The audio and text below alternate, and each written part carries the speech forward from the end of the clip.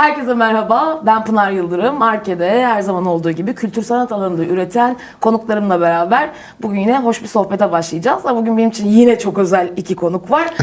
Salih Bademci, İmer Özgün. Bademciyi kullanıyor musun İmer? Kullanıyorum bayağı. Arada kullanıyorum Arada Resmi işler Özgün Bademci olarak şey. Ben İmer Özgün olarak tanıdım. Bademciyi de Öyle, öyle. ekleyelim parantezde. Hoş geldiniz. İki tiyatrocu arkadaşımla beraberim yine ve 27 Mart haftasında sizin olmasını çok istemiştim. Lay lay lay lay lay. Çünkü beraber başladık aslında. Yani Evet. kariyerimize başladığımız yıllar aşağı yukarı aynı zamanlar.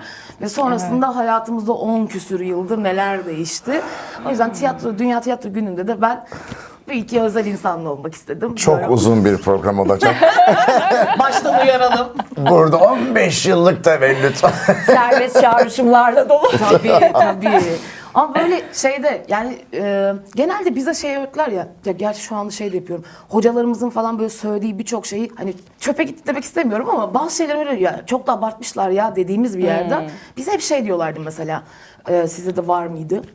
İki tiyatrocunun evli olması abi sıkıntı yapamazlar. Egolar aynı eve sığmaz bilmem ne olmaz falan diye böyle çok konuşuyorlardı. Bir başka bir beyaz yakalıyla daha hiç olmaz. Hocam ne yapacak? Biz kimle evleneceğiz? Evlenmeyin falan diye. Bunun içerisinde peki siz iki oyuncu olarak evde zor oluyor mu hocam? Oluyor hocam. Ne diyorsun Salih? Valla bilmem ama galiba bize şey yok ya. Pek öyle bir de gitgide birbirimize de benzemeye başladık artık herhalde 15 yılın İnşallah sonunda. sen İmer'e benziyorsundur artık. Valla bir şey söyleyeyim. İmer'in güzel özelliklerini aldım. İmer benim kötü özelliklerini İmer'e attı. Yok ya yani hani şöyle bir şey oluyor. Galiba hani bu kadar uzun zaman bir arada yaşamanın ve geçirmenin de getirdiği bir şey bu. Hani beğenilerin falan da böyle bir ortak olmaya başlıyor bazı şeyler. Mesela dün hani bir dizi seyrediyoruz böyle televizyonda. Yabancı bir dizi işte dijital platformda. İzlerken böyle İmer dedi ki bana ben bu kadını hiç sevmedim dedi. Aynı anda ben dedim gıcık oldum dedim. Ama daha birinci bölümdeyiz. Kızcağızın 3. sahnesi falan. Ve biz böyle bir baktım abi biz bayağı olmuşuz ya. Yani beraber artık böyle portakal soyup dizi dedikodusu bıçağın ucunda portakal uzatıp elma uzatıp. Öyle bir yani çok onun zorluğunu yaşadık mı yaşamadık mı? Bir tek şey oluyor galiba, ben onu hissediyorum. Mesela böyle aynı işi yapınca tabii. Şimdi şey olur ya hani dışarıda işini yaparsın, bir takım sıkıntılar, zorluklar yaşarsın, eve gelirsin ve paylaşma ihtiyacı hissedersin filan. Öyle bir şey oluyor ki mesela ay burada da onu konuşmayalım artık filan. İşi eve getirmesek İşi eve getirme. Çünkü şey olmuyor benim için ya da onun için ekstra bir renk olmamaya başlıyor bu sefer. Hani başka bir meslek yapsan objektif bir yerden biri değerlendirebilir eşin. Evet. Şimdi aynı mesleği yapınca sen de zaten bazı sıkıntılarla boğuşuyor oluyorsun. Onun başka derdi oluyor, onu dinleme falan. Orada bir kayboluyoruz yani bir süre sonra. Çok da konuşmuyoruz hatta. Çok hani ciddi çok bir fikir, süreci. evet yani hani almak gerekmiyorsa çok işle alakalı böyle uzun uzadıya çok konuşmuyoruz. Oysa Bazen fikirler ya da projeler üzerine hani mesela şöyle bir şey yapsak ne kadar güzel olur, şöyle bir şey yapsak ne kadar iyi olur falan gibi konuşuyoruz. Ya da hani oturup birlikte bir şey yapmak istiyoruz. Tabii onun da çok korkutucu tarafları var biliyorsun. Ama onu bile şey yapıyoruz böyle bir ya tamam şöyle bir şey yapalım bunun üzerine bir konuşalım. bir yatalım. Aynen öyle. Kurucuları olduğunuz bir tiyatronuz da var. Evet evet. Efendim, siyah beyaz ve Renkli. renkli. Ay, hep sormak istiyorum. Şunu soracağım ya. Ondan sonra siyah beyaz ve renkliden de biraz bahsedelim istiyorum ama şu an kurmuş olsanız adı bu olur muydu? Çok iyi soru. Ben koymadım. Benim için olurdu. Benim çünkü o siyah beyaz değil, Salih Bayramcı Republic yani. Hani Dehşet. Hiç böyle düşünmemiştim. bu çok eskiden bir geyik o yüzden böyle. Benim böyle bir şey, Salih Bademci Republic olarak böyle şey yapıyorum kendime. Ya siyah beyaz birlikte evet şimdi kursaydık aynı isim olur muydu? Neden kurmuştunuz bunu? O zaman tatlı gelmişti. Hayat ne siyah, ne beyaz. kara, bilmem ne kadar ve siyah, renkli. ne de bilmem ne kadar beyaz ya da şeydir falan diye. Renkler de Evet. var. Güneş Sayın, Çağrı Şensoy, Hüseyin Sevimli Sevimli. ve ikiniz varsınız Aynen. efendim şu an. Evet. Ve hani aslında uzun yıllardır da hem farklı yerlerde de iş yapıyorsunuz hem birlikte de yapıyorsunuz. Bu kadar yıldır aynı ekip devam edebilmenize tebrik ediyorum öncelikle bu arada. Vallahi evet zor oluyor, güzel oluyor. Zor. Zor. Yani senin hep şey lafın var ya tamam artık yani abartmayalım bir yerden sonra aynı huzur evinde.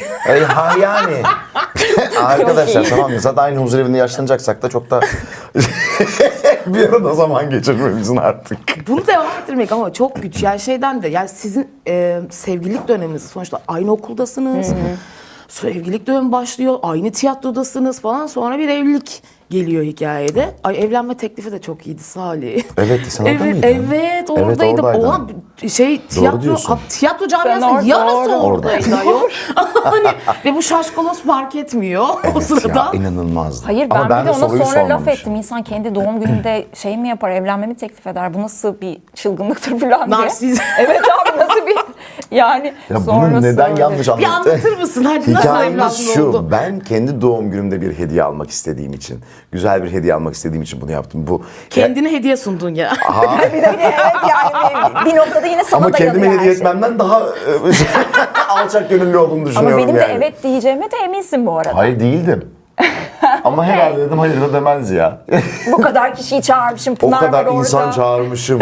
Beyti Enginler orada, Evet. Şebnem Bozokları, Erkan Şey Canerler. neyi vardı? O Canerler zaman orada, Özgürtlük ki Caner Özgürtlük o Anlat zaman. İstanbul muydu? Ulan İstanbul. Ulan İstanbul. Ulan İstanbul. İstanbul'un bütün ekibi düğünden çıkıp geldiler. Beyti onlar. damatlığıyla geldi ya. Evet abi. Beyti'nin düğünü Zeynepler vardı. falan var yani. Beyti'nin Çok bana komik bir kırgınlığıdır gece. o mesela. Ben çünkü size geldim, oraya gitmedim. Bilseydim Doğru. dönüp geleceklerini önce düğüne giderdim. Aa, ama Pınar falan. Ya böyle Sen bir önce bir yemek yiyorlar efendim aralarında ailece. Sonrasında biz böyle arkada daha evlenme teklifi olarak bekliyoruz yani. Ondan sonra gireceğiz.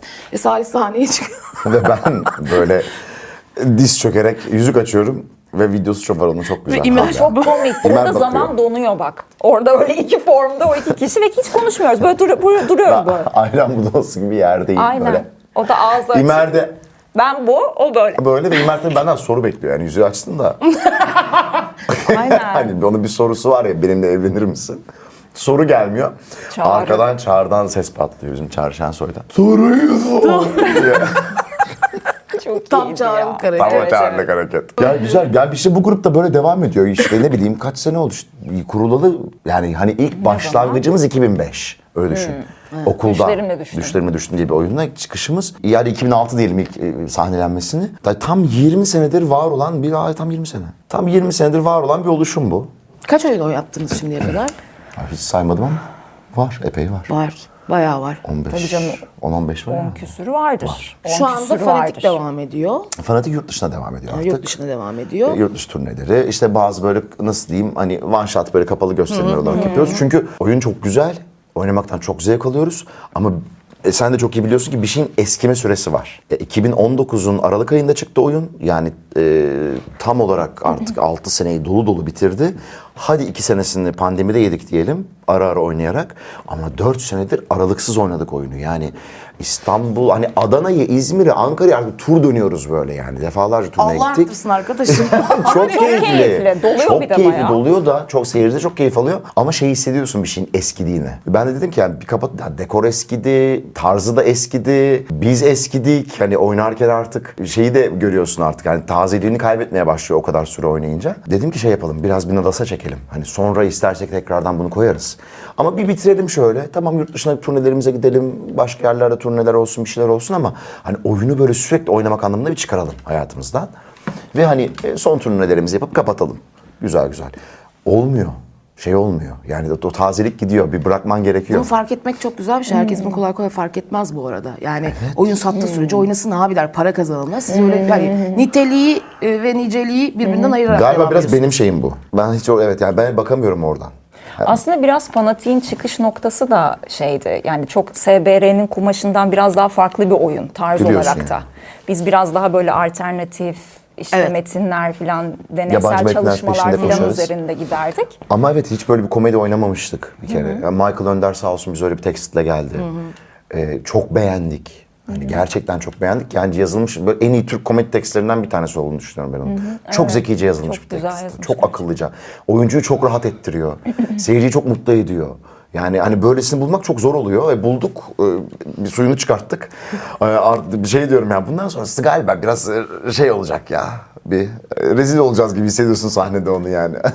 Ama enteresan işte komedinin de bir kapsayıcılığı var değil mi? Kesinlikle. Var. Yani hakikaten hani Ben kaç hala şunu senedir. söylüyorum. Sizin Annemin Cinayet Listesi şu dönem çıksa kapı Ya baca hep yıkar. bunu Hala Mükemmel. konuşuyoruz, Biz bunu biliyor hala musun? konuşuyoruz. Yani ve o kadro Çok aynı şekilde doğru. devam edebilir. Çünkü herkes eşit yaş hani almaya devam etti. Hala aynı kasla çalışır orası yani. Pınar'cığım sen de ben artık yaşı kemale erdiğim şey geldiği için bunu biliyorsun bir şey oldu mu? Eski oyunları yeniden yapmanın. Evet, reprise denilen bir şey. Yapmasak mı acaba daha erken mi? Hani bak Onu bir Müjdat 10 Gezen sene bile ne sonra. kadar yıl sonra bunu yapıyor ama. Haldun Hoca keza rahmetli öyleydi. Ama bizim için şimdi, benim için Annemin Cinayet Listesi sizi tanıma oyunum. Evet. Yani bizim sahnedeki en kıymet verdiğimiz, kendi oyunumuz gibi kıymet verdiğimiz oyunlardan Ya, biri. nasıl Provası da güzeldi. orada geçti, galasında da beraberdik. Yani bütün ekibin canhıraş çalıştığı bir dönemdi ki sen o sırada ŞT'de de iş yapıyorsun. Gönül ortağıydınız Evet ya abi, bayağı çok. gerçekten öyle. Aynen Gerçekten ya, öyle nasıl yani. güzel sahiplenmişler. Ama bence Mükemmeldi ya. Emek hepimiz o dönem sahnesinde. öyleydik. Ha, biz böyle emek sahnesinde böyle ağzımız açık düştü. Hani insanların o hakikaten emek veriliyor. Adını hak Evet, etmiş yani. evet, hani adıyla müsemma. Oyun da oradan, Güzeldi. orada en güzel oynuyordu ha. Vallahi Evet. bak Evet. oraya çok yakışıyordu Gerçekten. yani. Ev gibi öyle. oluyordu bir anda. Vallahi orası şimdi Züccaciye oldu artık. Dünya Tiyatro Günü'nde bir sahnenin kapanıp Züccaciye olması. Of ya, vallahi. Yani eski, bence o mesela o metin sizler hani hep geliştiriyoruz kendimiz ama evet bir gün döndüğünde o röplizi Evet, yaptığınızı istiyorum. Kesinlikle çok keyifliydi. Çok güzel. Ha, şu güne Salih daha uygun yönetmişti geliyor. zaten onu. Ben de Hüseyin beraber. Evet, birlikte beraber çalışmışlar. yapıştınız. Şeyin sevimliyle. Ya bence de öyle çok güzel. Ben şunu düşünüyorum mesela tesir yaptık ki o zaman da çok güzeldi. Hala benim dişim kamaşıyor bazen. Tabii ki artık oradaki genç rolünü oynayamam ama hani böyle bir acaba diyorum doktora falan mı göz diksem falan diye böyle. Çok şey yani iyi tekstler bulmuşuz zamanında. Çok iyi şeyler yapılmış. Ve kafa yorulmuş. Ay kafa yorulmuş. Ama İmer'in dediğine katılıyorum. Şey var Pınar yani komedinin başka bir alıcılığı, albenisi var. Var. Seyirci nezdinde. Hele ki şu dönemde galiba daha çok oluyor. Şu Çok. an düşündüğümüzde insanların çünkü artık gülümsemeyi, bak gülmeyi değil gülümsemeyi unuttuğumuz dönem. Birbirimize sarılmayı unuttuğumuz dönem. Onu hatırlatan herhangi bir şey seyirciyi daha çok sarmalıyor. Evet. %100. Böyle dantel koksun istiyor galiba artık. Hani biraz oralardan hatırlayıp gülümsemek istiyor. Ben onu aydınlık evlerde çok yaşıyorum. Allah. Ki hani Serdar Biliş rejisi kendisinin bir sahnede şeyi var. Döner sahnesi, atraksiyonu, illüstrasyonları falan ama oyun ruh olarak tam o insanın özlediği o işte BKM'nin şeyine ait. Aydınlık evler. Yani o eski ruha ait. O sen hiç Ateş Böceği gördün mü? Bana bir şeyler oluyor falan. Onu taşıdığı için insanın özlediği bir şey ve o da 4 sene mesela bitti ve hala çok iyi seyircisi var ve seyirci çok mutlu çıkıyor oyundan. Çünkü özlediği şeye oraya gittiğinde özlediği şeyle karşılaşıyor ve mutlu ediyor. Biraz onun dantel kokusu seviyor galiba insanlar, Evet, nostaljiyi. seviyor, özlüyor. Ya gittikçe yıl geçtikçe daha iyisine kavuşmadığını görünce Evet. Geçmişe özlemliyor. Geçmişe özlem psikolojik başlıyor. açıdan Tabii. çok sıkıntılı bir şey aslında bu. Aslında evet. Kesinlikle Tabii, öyle. tabii, Sizin de böyle sürekli arayış, yani mesela hiçbir zaman ikinizde de takip ettiğimizde kariyerlerinizde şeyiniz yok. Tamam abi hani biz şu an bir yere geldik. Yeni tiyatro yapmamıza gerek yok. Bilmem neye gerek yok. İşte inanılmaz derecede böyle bir hala arayışınız ve deneme işine girişiyorsunuz. Var. Hani Yuva öyleydi. Sesler yine keza öyle. Hani farklı projelerin içerisinde yer almak istiyorsunuz. Bunu nasıl belirliyorsunuz? Beraber mesela fikir birliğiniz oluyor mu? Birbirinizin bu noktada seçimlerine karar veriyor musunuz? Nasıl ilerliyorsunuz? Yani aslında Yuvadan sen başla. evet hani yuva ya şöyle aslında biraz Çağrı galiba o anlamda daha itici güç, tekst bulma vesaire mevzularında. Onun bulup getirdiği bir takım tekstler oluyor. Onun üzerine okumalar başlıyor vesaire. Sonra işte o dönem aslında kim boşsa ya da bu çok iyi olur ben oynayabilir miyim vesaire kimi hangi proje ne açıdan heyecanlandırıyorsa biraz o şekilde ilerliyor mevzu. Ama Yuva enteresan bir deneyimdi. Çünkü Yuva yeni metin, yeni tiyatrodan çıkmış bir metinde. Ve onun üzerine biz bayağı bir doğaçlamalarla aslında yeni bir tekst yazdık gibi. Evet, yeni bir tekst yazdılar. Device tabii. yönetimiyle yaptınız. Device gibi değil. Evet, Yani Device gibi. evet. Özge'nin metniydi. Ama Özge ile beraber hani böyle bir hani teksti yeniden oluşturalım, bir şey yapalım. Çünkü hani yazılması başka, bu sahnelenmesi başka biliyorsun hani. O yüzden hani sahne üzerindeki matematiği tekstin başka oluyor. Onun üzerinden bir sürü doğaçlamalar yapılarak işte bir Device yöntemine gidildi aslında bir Bir de nevi. o gerçekten alternatif bir işti. Yani o çok distopik bir işti. Aslında çıkış falan. noktası ne biliyor musun? Mesela o iş için konuşuyorum. Lanthimos'un Köpek Dişi. Mesela. Şimdi şöyle bir şey oluyor. Bir şey görüyorsun diyorsun ki ya keşke ben de böyle bir şey yapsam. Dediğim bir şey oluyor. Evet. Yani keşke of ne kadar güzel bir şey, bir de köpekleşi ne kadar da heyecanlandırmıştı fikir olarak insanları. Sonra mesela yuva gibi bir şey geldiğinde karşına, o diyorsun evet yani bu yani tam olarak işte 2 sene önce atıyorum düşündüğüm, izlediğim film ya da 3 sene önce. Bir anda karşına çıkıyor. O fikir bir anda parlamaya başlıyor. Onu adapte ediyorsun. Onun üzerinden bir çalışmaya giriyorsun. Ve hani bambaşka bir şey çıkıyor ortaya. Ve sen orada bir hayalini gerçekleştirmiş oluyorsun aslında. Ateş Yüzü de öyleydi mesela bizde çıkışı. Evet, hepsinin ama mesela o iyi projenin tesiri de öyle bence. Tabii. Onların ortak çok net bir özelliği var. Geçen hatta konuştuk bunu yani. Kesinlikle o kavga ede o prova süreçlerinde ortak oyuncunun yaratım gücüyle birleştiği zaman o hikaye kesinlikle ortaya eli yüzü düzgün bir şey çıkıyor. Yani orada o savaş, o mücadele, o ekstra yaratımın olması gerek. Yani o projeler gerçekten öyle bizim varımızı, yoğumuzu, hani zihnimizi, hissimizi, irademizi koyduğumuz çalışmalardı.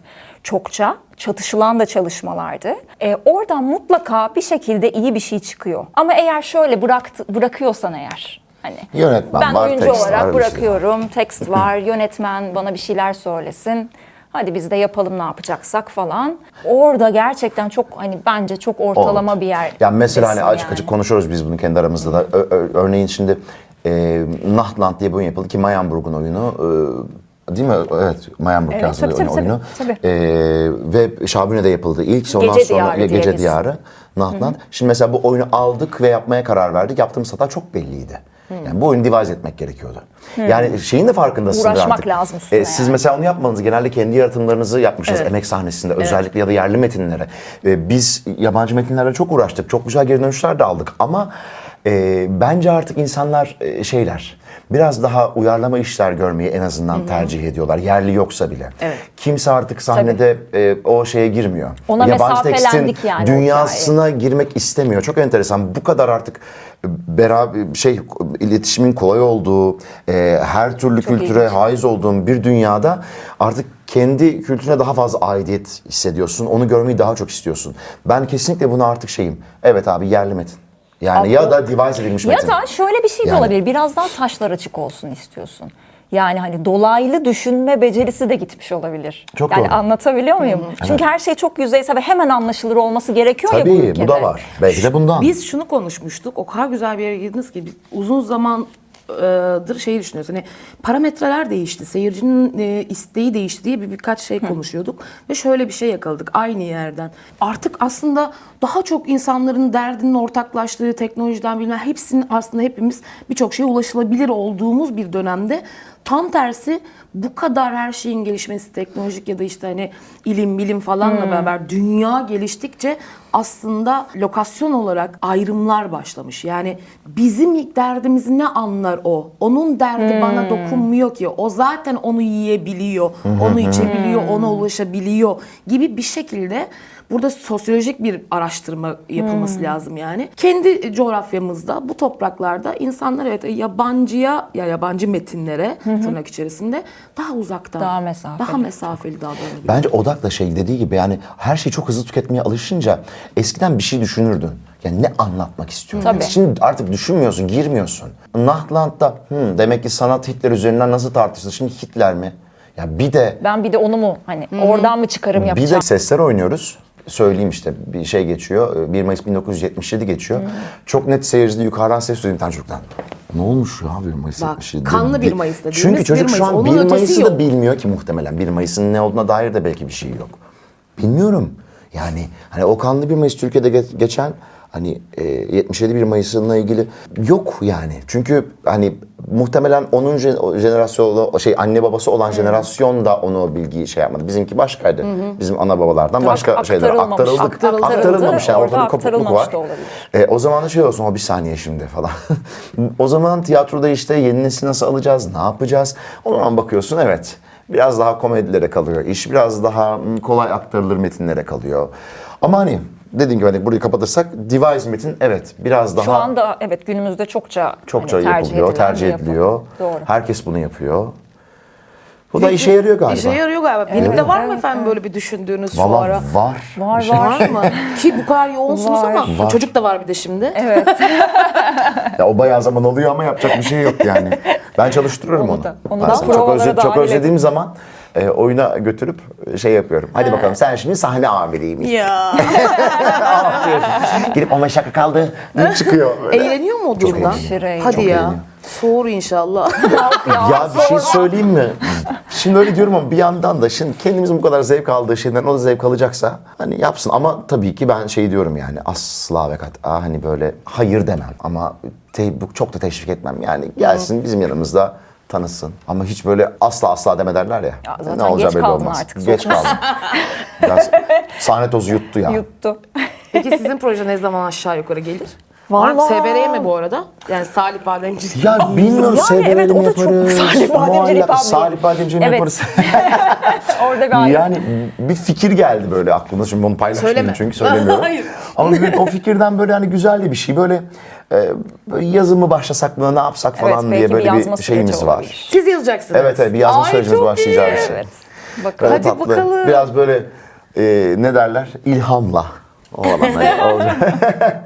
Bir şey 10 oluyor. senesi İlham var o zaman diye. yok o kadar değil. Geldi ilham diye. Şey olmuyor mu üniversitenin mesela özellikle şimdi Chekhov tekniğini aslında Türkiye'de öğrenci de demek istemiyor. Oyuncuyu aslında çalıştıran yetiye sahip 2 kişiden bir tanesi sensin. Ay, Yanlış bir şey teşekkür söylemiyorum değil mi? Yok. Evet. Doğru yani. Hani herkes yapabilir ama bunun yetisine sahip 2 kişiden biri sensin. Mesela bu konuda bazen şey oluyor mu? Salih onu şuradan bir alsana. Onu şuradan bu hareket falan. Böyle bir şeyler yapıyor musun? Bir de bu mesela sende sen de nereye itiyor Ağzımı bunu? açmam sen konuşacaksın. bakalım. Anlatsın. Yaşadığınız bir şey var kesin burada. Ya yok öyle yaşadığımız bir şey yok. Hayır eskiden dalga geçerdim ya aklıma o geldi. Kendini parçalayan Salih oyunculuğu diye. Acıyı kokla Salih. Hani teknik var mı teknik bu falan. Yok işin şakası. Benim tekniğim öyle koydu bir gün. Kendini parçalayan Salih oyunculuğu diye. Bağırdığı kızdığı sahnelerde falan işin değildir de. Ya yok şöyle şeyler oldu mesela bir projeye başlayacak atıyorum sıkıştı bir şeyler oldu filan bir oturup böyle bir balkona kahvelerimizi alıp filan içeceklerimizi alıp hani bir sohbet edelim mesela. Ben sana bir takım sorular sorayım o zaman. Sen hani sezgisel olarak ne cevap vereceğim bunlara falan gibi böyle küçük küçük girişimler oldu. Oradan bir takım fikirleri çünkü çok gerçekten çok aşırı çalışkan olduğunu söyleyemem. Sen de bunu kabul edersin bence. Evet yani açık ve net ama kafa hızlı çalışıyor ya. O sırada biraz vakit geçirirsen onunla pıt pıt dökülüyor bir Program şeyler. kahveye gitmeyecek. Efkar basacak beni biraz da. Buradan rakıya götürüyoruz. Sonra oluyor o doğru sorular bir soru geliyor iyi bir soru onun cevabı geliyor ha evet falan harika bir fikir bu falan kendi fikrine o arada bayılıp oradan öyle pencereler açılabiliyor aslında. Ama biraz tabii sohbetlerle tekniğe dair falan biraz o tarz düşünmeyi de sevdi bence öyle hissediyorum. Evet, evet. Ters döndü adamın Ters döndüm anlatsın ya. vücudunu Sevdin mi? Ya diyorum ki bazen ya çalıştırsana falan filan diye. Bedavaya mı diyor. çok haklı. Çok Türkiye'nin en çok kazanan oyuncularından birisi. Allah daha da versin. Tabii de para Yok canım verecek. sen de. Bu Çok kadar çalıştırdı yatırım ama yapmış. bu kadar yatırım yapmış. Fakat gerçekten yani çok kafa açan tarafı var, tekniğin de var. Yani İmer'in bir hani böyle bazen gidiyorum ben ağzından bir şey çık istemiyorum alacağım çalacağım. Anladın mı hani? Ama iyi çalıyorsun bence küçük. Çalıyorum. Küçük çalıyorum. evet. Sen ne diyorsun? Gittim workshop yaptım. Neye cesaret? 2 kere. Ama eğlenceli değil. Estağfurullah. İmer'den çaldıklarımla. Aa sen kendin yaptın. Tabii. Ama ben Michael Chekhov yapmadım tabii ki. Ha. Ben böyle biraz daha hani ne işimize yarar, ne yaparız? Kendime yarayan onu ben de şeylerle yapıyorum ilgili. canım. Hani öyle Onu gidip hepimiz hoş bir şey ya. kendimizin tecrübelerden tecrübelerimizi yapıyoruz. ki hani Cem Karcı ile yaptık ya o çok hani eğlenceli oldu. Bir de hani düşün bir şey var, televizyon yönetmeni var. Şehir dışında bir yerde bir Akyaka'da değil mi? yaptık. Çok evet Murat Mahmut Yazıcıoğlu falan Aynen hepsi. aynen. Ay çok 2 yazda keyifliydi o. birleşiyoruz. Bu yaz inşallah bakalım 3.'sü olacak. Ben her seferinde şey yapıyorum acaba hani gelse mi? Sen git şimdi diyor. Başka diyor hani şeyler. Yani yollar, yöntemler. Sevdin yani tekniği. Sevdim. Bir kere kolay. Bir kere İşini güzel. kolaylaştırıyor değil mi insan? İşini kolaylaştırıyor. Bu bizim şeyini yaptığımız hani dalgasını geçtiğimiz şey. Bu kendini parçalayan Salih oyunculuğu. Şimdi bak öyle bir ana geliyorsun ki Pınar. Şimdi sahne gelmiş. Tamam mı? Diyelim ki senaryon gelmiş, sahnen gelmiş. Oyuncular böyle bakıyor sahneye. Sahne uzun. 3 sayfa, 4 sayfa tartışma. Bir masanın etrafındasın ya da bilmem nedesin ya da işte duruyorsun, ofistesin, şusun busun. Herkes oturduğu yerden oynamak istiyor. Zaten görüntü ekibi senin gözüne bakıyor. Allah aşkına kalkmadı, ekstra plan çıkmasın. çok Yani 2,5 saat haftada dizi yetiştiriyorsun bilmem ne. Tamam mı? Ona bak, biri diyor ki ben böyle oynamam. Biri diyor ki ben niye yapacağım? Ama demeden ben niye yapayım? Bilmem ne derken yönetmen böyle, şimdi bizim Recai Karagöz'ün çok güzel şeyi vardır o. Bir gün öyle bir sahnede kalmıştık. Bir Güldür Güldür'de bir sahne varmış. İşte sen sevişmeyen kadınla, sen adam öldürmeyen mafya, ben de çekeceğim değil mi? Çok iyiymiş. Şimdi abi orada da abi sahne mi yükselecek? Abi takıyorsun vitesi bir anda, tamam mı? Ne diyorsun lan sen? Bir kalkıyorsun yerinden. Şimdi ne diyorsun lan sen diyen oyuncuya karşı ne cevap verecek? Sen ne diyorsun? Diyor da ayağa kalkıyor. O zaman ne oluyor? Sahne köpürmeye başlıyor. Arkadaşlar herkes bir şekilde bir şey yaparsa zaten sahne yükseliyor Break the rules işte. diye kuralları Tabii abi kuralları yık yani. Kimse kalkmıyor mu ya? Bu sahne bitmez abi böyle yani. Bir de en sevmediğim şeydir hani, konuşuruz ya böyle. Şimdi ben burada anlamadım. Anlamazsın, yapmadan neyi anlayacaksın? Önce bir yap, ondan sonra. Kalk abi, kalk. Abi kalk, bir ayağa kalkın. Bir Ne yaşam oyuncular enerjisi falan görelim. yani. Bir o kanınız aksın önce bir de. Çünkü herkes şey istiyor. Otur ya ben tamam babacım da yani. Bak yönetmen orada gözleri kırmızıya döndü adamın yani. Herkesin bir şekilde sahneyi kaldırması gerekiyor. Ben çok başlatıyorum hikayeyi. O yüzden adım çıktı yani benim orada. Salih. Bir gün kim yazmıştı onu ya? Şeyde komikti, dur şunu anlatacağım. Annemin cinayet listesini yönetiyorlardı ya Hüseyin'le birlikte. Kanka boynu Şimdi nasıl asla gösterirken. mutlu değil bizden. Asla mutlu değil yani. Nasıl Hani- olayım? Ben yani Anladın mı? kurallara hakimim orada. Müthiş yani.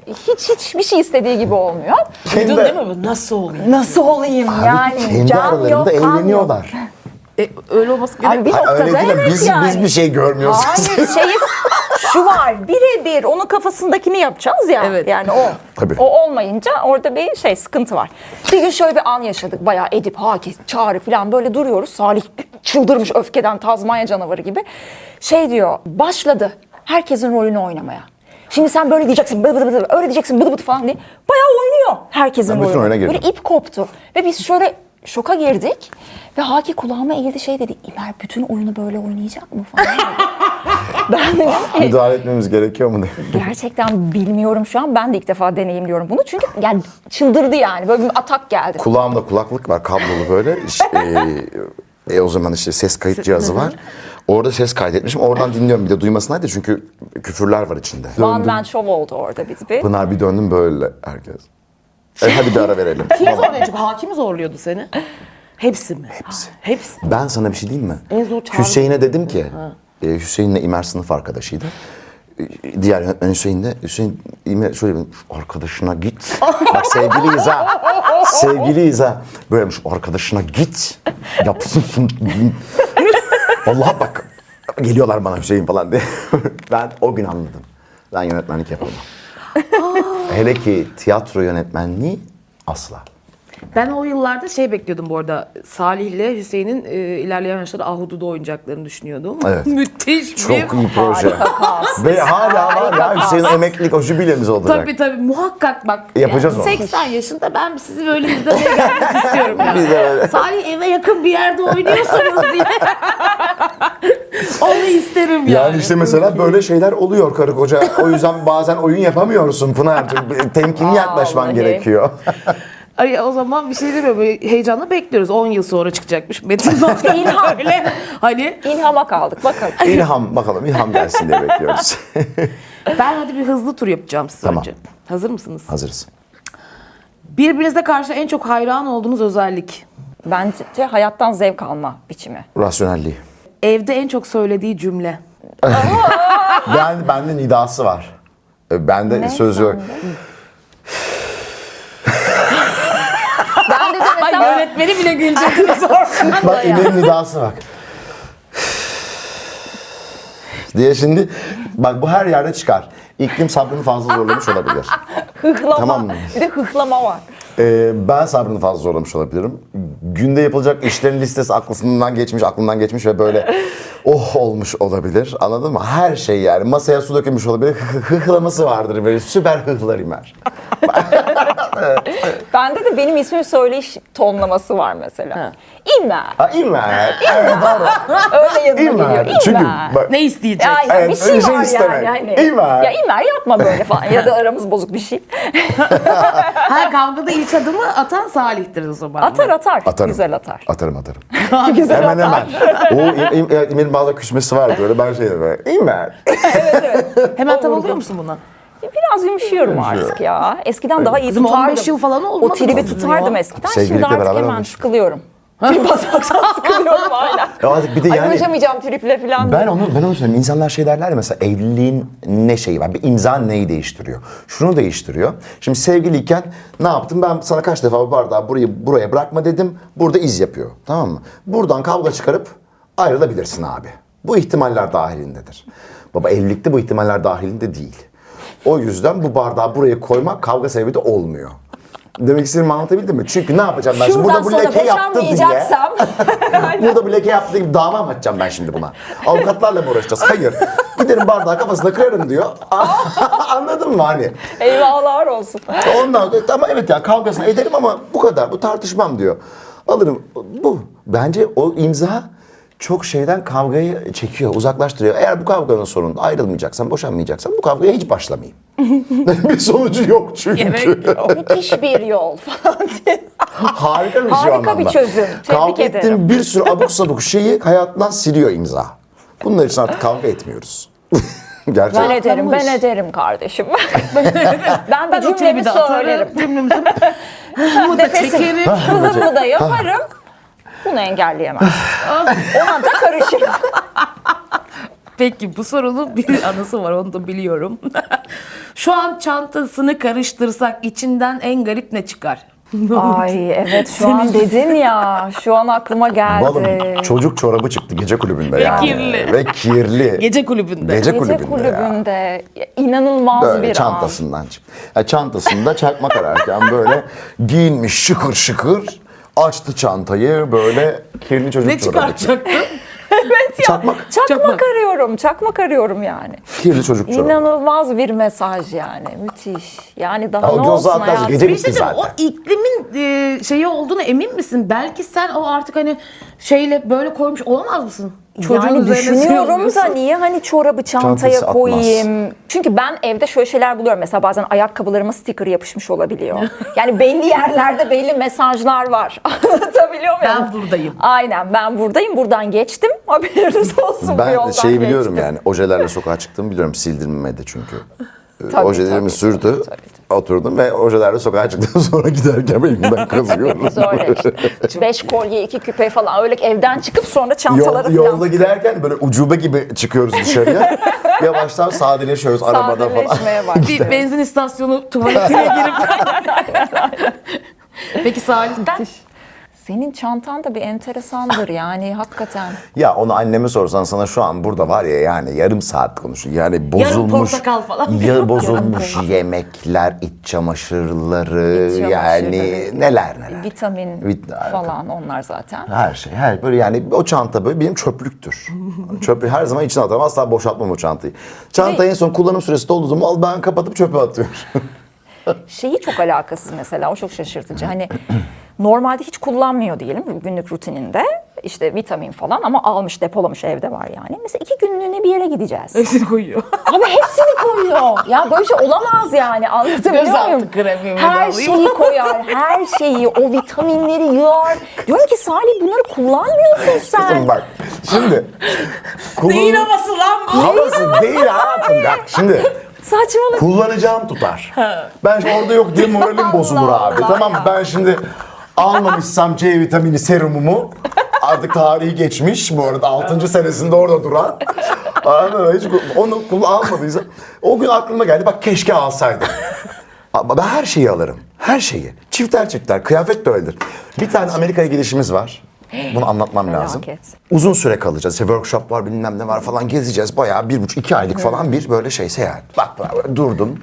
Tamam mı? Şimdi mevsimde böyle karışık. Hani bahar desen, yaz desen falan böyle. Her mevsim geçecek belli ki. Böyle durdum. Gardıroba baktım. Gel dedim abi, hepsini. Bak bütün gardırobu, çekmeceyi aldım. Çamaşır çekmecesini şöyle valize döktüm. Bütün tişörtleri hepsini koy. İmer ne yapıyorsun? Dedim ki burada seçemem. Orada seçeceğim. Orada 2 ayım var. Yani orada seçerim. Burada şu an bunu ben Kabus. seçemem yani hani alacağım. Bütün gardırobumu valize yükledim ki valize. Kaç valizsin? 2. 2 battal böyle. Onunla gidiyoruz. Koca koca. Ha. Tabii yani 2 battal. Ya bir Bak tane. bak çekti. Bak. Hah, Geliyor nefes. hah, geldi fark et. İşte o. Şurada. Şey oldu. Hatırladı. Çünkü bizim Ah Salih bu yaptırdı. seyahatin sonunda şeyden gidiyoruz. Ne o? Los Angeles havaalanından İstanbul'a direkt uçuşa dönüyoruz. Bak nasılız biliyor musun? Göç ediyor gibi. Valizler de alınmış. Bazıları ağır gelmiş artık. Ama o zaman şöyle yapayım. Şuradakileri şuraya koyayım da buradakileri buraya yapayım. Ve bu arada söylemesi ayıp. Hani business'a biliyoruz. Tamam mı? 15 saat ve bak böyle bir şey olamaz ya. Yani böyle çantalar, oyuncaklar falan alınmış bir şeyler. Şöyle giriyoruz. O sırada yan sıradan Çağlar Ertuğrul geldi. Ben affedersin ter akıyor. Şöyle Can Smith'leri falan. Ben böyle hani, düşün yani, öyle anladın düşün mı? yani böyle anladın mı şey modu? Abi Çağlar Ertuğrul geldi bize. Bütün karizması elinde şu kadarcık bir kabin boy bagajıyla tamam mı? Aa ne haber abi falan diye. Ne haber abi mi? Sen o sırada şey değil mi? Halk plajında şeye gidiyor. Denize Yani giden sen baba. deli misin ya? Her tarafında yani her tarafında bir şey. Ve biz böyle dedim ki ya yani Çağlar'la böyle tanışmak istemezdim ama böyle tanıştık. Ben de bu adam gibi böyle bir tane kabin boyunda girmeyi çok isterdim. Ama olmadı. Zaten gidişim... Farkındaysan bizde hep bir sınırları zorlama var. Genelde her şey bol, büyük yaşanıyor bizde yani. Öyle bir durum bu. Ama Öyle. aranızda böyle daha zaten böyle hani minimal sessiz. Gülüşün bile sessiz ya İmer'dim senin böyle. Böyle kahkaha atıyor mu gerçekten dediğim andır benim için. Öyleydi okulda ve bunun dalgasını geçerler. Hani bu Sadece şey gibi- jest var, ses yok falan Tabii, gibi. tabii. Ve çok güldüğünü uzun süre ben Görürdüm. şaşırarak. Şöyle gider ya. Ay böyle sessizmiş kahkaha patlar böyle Mesela anda. Salih'de Evet. tam tersi 5 bina öte duyabilir. Aynen öyle. Benim Birbirimizin kahkaha müthiş alırmak denge. artık bir yerden sonra. Benim ona geliyor yani. Artık bir çıkıyor biraz ses canım yıllar Çıkıyor artık içinde. çıkıyor. Yıllar Ben- içinde. Benzedik artık birbirimize. Benzedik. değil mi? Yıllar içinde Ama bak çıkıyor. o ne oluyor? Mesela hadi şimdi ben böyle gidiyorum. Yaz tatiline gidiyorsun. Ne yok yanında? Ha evet. Şey, mayo. Mayo. Ben bu arada onun tam Kızım tersi. Gökçeada'ya gittik. Yanında mayo yok. Mayo alacak yer yok. Bir tane markette satıyorlardı o zaman kaç senesiydi? 2020-21 falan. Olabilir. Bir tane yemin ediyorum bak böyle soba boyası şey vardı ya, gri. Bilir misiniz o parlak Evet, gri böyle evet. soba borusu boyası. Ondan bir mayo var böyle bir püsküller. Dedim ki şunu alıp gitmek var şu anda. Ve onu o plajları gezdirmek var. Ayağımda arkadaşım var dedi ki yapma. Bak o kıyamadı. Ben almıştım. Yapma tatilimizin Abi için. yaz tatiline sen mayosuz çıkar mısın ya? Ben de işte tam tersiyim. Ben de 2 tane kazak hop paket. Yaz sırt tatilinde çantası 2 tane git. kazak mayo yok. Yani yaz tatili demeyelim şimdi genel olarak söylüyorum. Çok iyi. Aa çok iyi. Ay bir tane daha haber getiriyorum. Evet çok özür dilerim. Şimdi biz böyle bir pil değişikliği hikayemiz oldu. Kısa böyle verdik. Siz hiçbir şey olmamış gibi biliyorsunuz ama o sırada şöyle bir tartışma oluyordu. Senin çantandan Salih ne çıkıyordu? Ben hala onu düşünüyorum diyordu. İmer buldu. Evet beni şaşırtan ne çıkıyor diye mesela anahtar çıkınca çok şaşırıyorum. Çünkü hep kaybediyorum. Genelde kaybediyor ve asla kullanmıyor mesela ev anahtarı. Çıkınca çok şaşırıyorum. Bu harika. Bazen. Geçen akşam ne yaptım biliyor musun? Dedim ki geç kalacağım dedim. Yan taraftayız işte. Bir barda oturuyoruz arkadaşlarımla. Tamam şey dedi. Tamam anahtarım var merak etme dedim. Tamam dedi. Gittim. Kapıyı çalıyorum ama zil de değil çocuk uyanmasın diye. Baktım solmuş yanıyor. Geldi. Anahtarım var dedi. Evet. Bu nasıl bir işkence biçimidir ya. Hayret bir şey. Çünkü biliyorum salonda bir şey izlerken uyuyakaldı. Tamam mı? Çalacağım. Eziyet işte hayat. Bizim hayatımızda böyle geçiyor. Yeni soruya geçiyorum. Geç. Oyun öncesi efendim. Takıntısı ya totemi nedir? Var mıdır? Senin takıntın var mı senin takıntın? Yok benim takıntım ya. Bence kesin var senin. Senin kesin vardır takıntın, totemin. Kesin bence de var. Ha mesela şöyle oluyor. Geçen bunu söylemiştim. Ben oyuna geldiğim zaman oyun Evet. iyi geçiyor. Evet.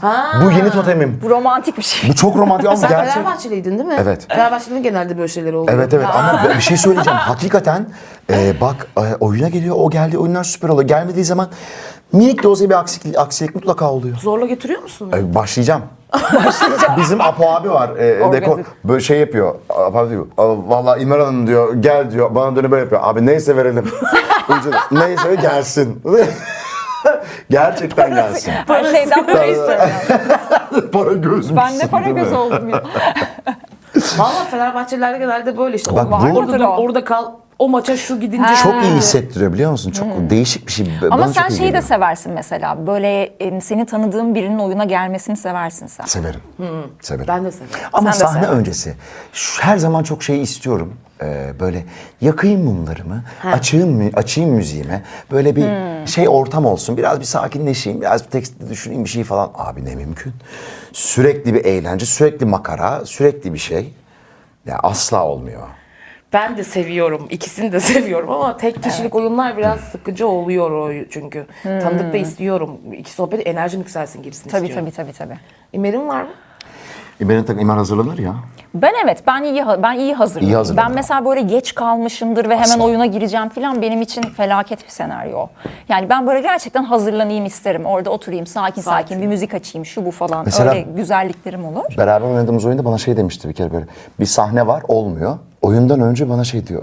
Gel şu sahneyi bir alalım. Hiç sevdiğim Şimdi bir şey bir biliyor de musun? şey bir halde geliyor ya. Garantici. Şu sahneyi bir alalım Salih diyor. Böyle oluyorum. Ama bir şey söyleyebilir miyim? Tabii Şu arkadaş beni, ya biz sette İstanbul Gelin'de birlikte çalışıyorduk bir dönem. Beni sabote ediyordu. Yani şöyle sabote ediyor. Abi sahnemiz var, tamam mı, arabada. İşte 3-2-1 kayıt falan. Ezber almıyor Şimdi mu? ya ezber alıyor, her şey yapıyor ama şu vardır ya, bir estir. Abi bir fokus, bir konsantre, 2 saniye, 3-2-1 oyun, gireceğim yani sahneye falan. Şöyle yapıyor bak. 3-2-1 diyor. Ya Sapanca'ya mı gitsek bu hafta sonu diyor. Abi benim kafa, bende nöronlar, sinapslar, her şey birbirine girdi o an. Her şeyi açıklayabilirim. O kendi yöntemini bulmuş. Yöntem değil bak. O bir yöntem Şimdi abicim. orada nasıl bir çalışma şeyi içindeyiz. Abi önümde 2 gün repo var benim. 2 gün Orada, repo. orada. Tamam mı? Yani ben inanamıyorum. Saat gece 11'de bitecek ve ben şöyle 11'de buradan çıkıp Sapanca'ya varır mıyım? Ya da Ayvalık'a gider miyim? Ben buradayım ve ben altta telefondayım. Şöyle şey bakıyorum. Kalacak yer bakıyorum var mı diye, tamam mı? Sayıyorlar. Evet bilmem ne falan. Evet bilmem ne. İlk safhada sana İmer'in. Ben böyle 3, 2 tamam Ayvalık'a gidiyoruz. İmer böyle çok affedersiniz falan diye kesti Benim böyle bir çift sette. lafım. Benim bir çift lafım var diye kesti böyle bak. Kaydı tamam. Ve böyle. Abi nasıl bir şeydir ya? Bunu bir arası var, söyleyeceksin falan. Yani 3-2-1 Olabilir. nasıl Ben- bir adrenalin, ben çılgınlık. hayatımızda diziden daha önemli şeyler oldu. O geçireceğimiz 2 gün. Onun da heyecanındayım. Tabii aynen. O, evet olabilir bu arada. O adrenalinle role girdim falan. Yıldız Hoca. Yeri gelmişken. Bir yere gelmişken Yıldız Hoca. Peki bunu harika. konuştuğumuz yazarı şu an şurada söyleyeceğim. Lütfen. Çok enteresan bir şey bu gerçekten. Hani biliyorsun biz bu arada asıl Güneş'le İmir'i çok benzetiriz. Evet. Böyle onların bir fotoğrafları vardır. Yıldız Hanım'la Güldüz Sururi'nin. Biz o fotoğrafı ilk gördüğümüzde böyle yaptık. Aa Güneş'le İmer. Bu falan. Bizim de böyle bir şey var aramızda. İmer'in doğum günüyle Yıldız Hanım'ın ölüm yıl dönümü ve benim Müşfik Bey'in ölüm yıl dönümü, benim doğum günüm aynı. Biz böyle Biz bugündür bu doğum günü kutlamıyoruz. Bugün doğum gününüz değil mi? Değil. Ha tamam teşekkür ederim. Yaşıyorum. Daha Böyle bir ömrüm var. enteresan bilgi var böyle. Yıldız Hanım'ın sohbeti geçmişken hani. Ay evet Yıldız ya. Hoca. Yıldız Hoca. Vallahi Yıldız Evet, Hoca. disiplin olarak İmer diyorsun. Bir şey söyleyeyim mi? Birkaç dönem önce olsaymış bence büyük cani koymuş. Vallahi. Çünkü Yıldız Hanım bizim dönemimizde ayrıldı ya Ha. okuldan. Öyle şeyler oldu. Büyük cani koymuş yani. Ama İmer. bize de Çok girdi disiplin. ya, bize Evet. de geldi. Sen şu Çok an mesela keyifli. şey yapıyor musun? Yıldız Hoca kadar o kadar disiplinli bir yerden mi eğitim veriyorsun? Hayır, hiç öyle. Benim biraz böyle tatlı Kızım ben sert Yıldız gibi. Kenter Korkusu'ndan İstanbul sınavına girmedim. Gerçekten mi? Gerçekten. Ama bir şey söyleyeyim mi? O dönem çok ciddi, sert olduğu bir dönemmiş yani. çok anlatılır, hikayesi çok gelir ya. Ben de ters bir insan olduğum için Allah muhafaza bir şey deme. Nerede o? Hani koskoca Yıldız Kenter'e Diyemem Diyemem, merak değil etme. Diyemem. o yok aşkım. İşte olmadığından da O geliyoruz. lokma henüz buradan geçmiyor, oradan çıkmıyor yani. Daha biri çıkmamış herhalde. Ama bilmiyorum. son dönemlerinde bence daha Çok tatlıydı. yumuşamıştı, Ya daha çok, tatlıydı çok yani. inanılmazdı yani. O şeyi de Salih'in hatta şey muhabbetleri vardır ya, "Ay, hastasıyım bak şimdi konuyu açıyor. Sonra bana diyorlar ki hızlı turda araya şey sokuyorsun. Acıyı kokla. İsim vermek zorunda değilsin hoca ismi ama böyle hani Neydi o ya? teknikler ve metotlar abi. Şimdi bu adamın sana dönüp de Çekova inanması ve o bir süreç ya yani. Hani şimdi bir acıyı koklayla tiyatro eğitimi alındı. Yalan mı arkadaşım? Alındı Şimdi arkadaşım. Yıldız Kenterler'in döneminin yani en yetiştirdiği öğrencilerinden biriydi hocalarımız yani gibi bir şey ya. Nasıldı hocam? Nasıl, ne yapıyordu? Ya Vallahi çok ilginç. Bunu söyle bir şey ekleyeceğim. Biz şöyle bir şey, yani bilmiyorum Pınar bir şeyde nasıldı ama sizin okulda ben şuna hep şeydim, çok çeşit hoca vardı. Evet, ben de Çok çeşit hoca vardı ve ben kendimi hiç bir tanesinin peşine takılmış hissetmiyorum. Yıldız Hanım sahnede izlemek, bir iki sene de olsa dersine girmiş olmak, keza Mehmet Birkiye'nin, Suat Özturna'nın, Aslı Yılmaz o zaman bize diksiyona giriyordu ama bizim jenerasyonumuza en yakın hocalardan bir tanesinin de çok katkısı oldu. Her hocanın gerçekten ayrı ayrı. Ve şunu diyorum, doğrusuyla yanlışıyla senin aklında bir süzgeç yaratmışlar. Bu güzel bir şey ve şimdi işte bakıyorsun, işine yarıyor. Şimdi İmer de kafama bir yerden bir süzgeç açıyor. Ve onu da artık hani koyuyorum, anladın mı? Hani öğretenler arasına koyuyorum, bana bir şey öğretenler arasına koyuyorum ve bunun kendi içimde bir sentezini oluşturmaya çalışıyorum, bir sentezini yapıyorum. O yüzden hani hiçbirine tam şey değilim ama dediğin şeyde çok katılıyorum. Özellikle bazı okullarda hani o çok öğrenciler hocanın nasıl diyeyim yani zorbalamasıyla karşı... Bazı okullar derken Karşıyaka'dan mı bahsediyorsun? Hala o kavgalınız sürüyor mu? Yok ya. Ankara'da da biliyorsun çok yaşandı o yani İstanbul kadar. İzmir'de. Bir Ya de şeyde- ne demek istediğini anlamıyor ki öğrenci zaten. Ha, Biz onu de diyecektim. anlamıyorduk. Yani Şimdi acıyı, anlıyoruz şimdi bu arada. evet Şimdi bak, biri bana acıyı acıyı kokla kokla dediğinde derse bir şey- bütün hikayeyi bir çöz, bir git aynen kafanda çevir öyle. bakayım. Oluyor Evet, şimdi evet. tamamım. Ama O dönem zaman- anlamıyorsun ki, komik geliyor sana. Acıyı Tabii. nasıl koklayayım ben yani? Yani bizim bölüm başkanımızın işte tırnaklarının tek tek çekildiğini, sonra üzerine tuz basıldığını hisset ve öyle başla ve ona gülümseyerek yani Hocam bir deneyebilirim sana. Bir bana tanesi. bir yaşatın. bir tane bir çeksenize. Bir yaşatın şunu bana. En son olmadı, tokat attı işte, ben sahneye çıktım. Mesela şu an bunlar şeydi mesela, Öyle bir oldu. dakika fiziksel şiddet, o zaman onu da bilmiyorduk. Tabii tabii. Sonra bilmiyorduk hocam bu, evet. Haydi hızlı soruya geri dönüyorum. Buyur. Bir oyun çalışırken ona en çok sinirlendiren şey nedir? Bence biraz partnerinle alışverişte bir sıkıntı yaşarsan çok Öyle diyecektim. sinirlenebilirsin. Karşımdakinin çabalamaması. Evet evet, karşıdaki bayağı hani... Ya karşımdaki çabalamıyorsa beni çok şey yapıyor.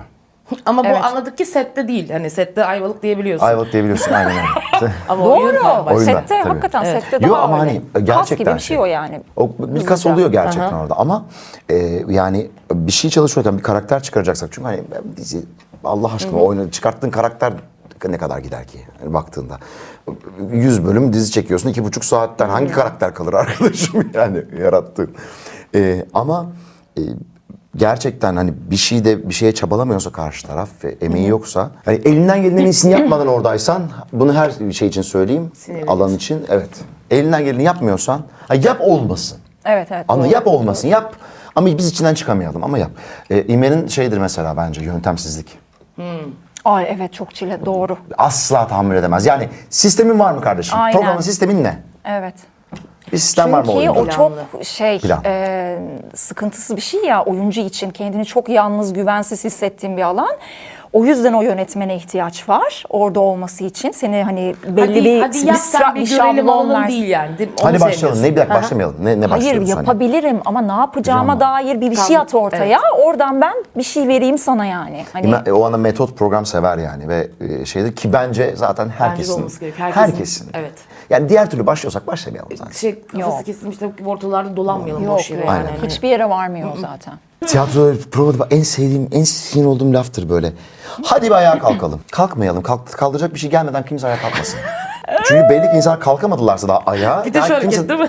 Hani böyle. Haydi bakalım ayağa kalkalım. Hadi Gözümüzde Yani hareket bereket buna okeyim ben. Çok şeyim Okey. ama hani bir şey vardır gerçekten. Hayır, bir itici güçle başlarsan okey. Ama Ki biz hani o mesela yoksa- kendi içimize onu şey yapıyoruz. Ben de çok oturmayı sevmem mesela. Bana basar. sevmiyorum. Tekstin başında. Ay onun Aa, yok, psikolojisi yok, girmiş, tabii. oymuş, buymuş, kafası şu falan. Ama ne konuşacağım o kadar yani. Dramaturji Fenalık max geliyor. 3 gün bana yetiyor. Doğru. Doğru. Zaten ne kadar yapacaksın Tam yani? olarak öyle. Tam Hani olarak evde öyle. de biz ödev olsun ya biz de sonuçta bunu alt metin yürütüyoruz, onu yapıyoruz, bunu Tabii, çalışıyoruz tabii, yani. tabii. Okey olurum. Peki hangi konuda inatçıdır? En çok şu konuda inatçıdır. Bir bakayım ben şu anda.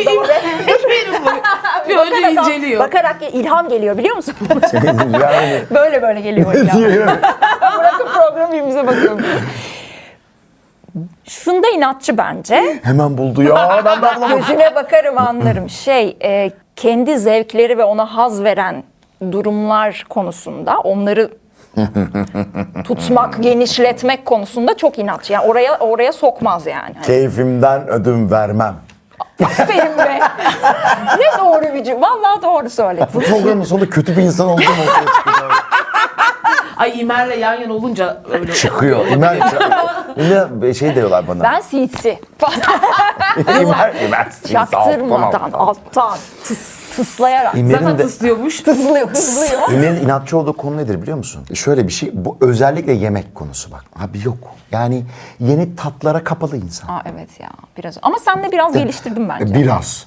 Evet. Biraz artık yani hani ama gerçekten bu kadar ben kendi damak zevkine tutsak birinde de şey yapmadım yani. Yok diyor. Yok hayır diyor. İmercim bir dene. Dene. Bir dene. Ama Bak. sen de çok ısrar ediyorsun. Şey gibi benim travmalarım canlanıyor. Böyle hani çocuklara devamlı bir şey yedirmeye çalışan insanlar vardır ya.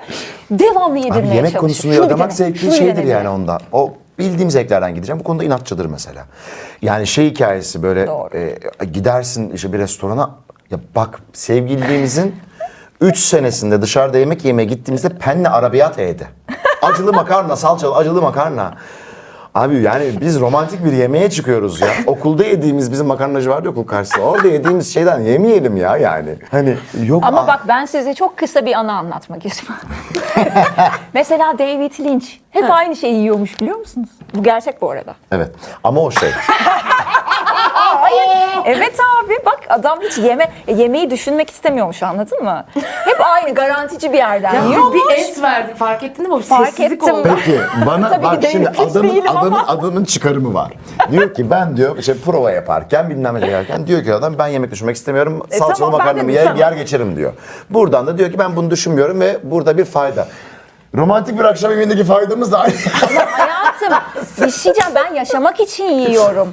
Ha, bak bu önemli. Bak evet Hayat yaşamak farklı için yiyorum. evet. Bak O karbonhidrat gerçekten böyle ben Ben de yemek için yaşarım. Belli Ama oluyor. bu bir zevk.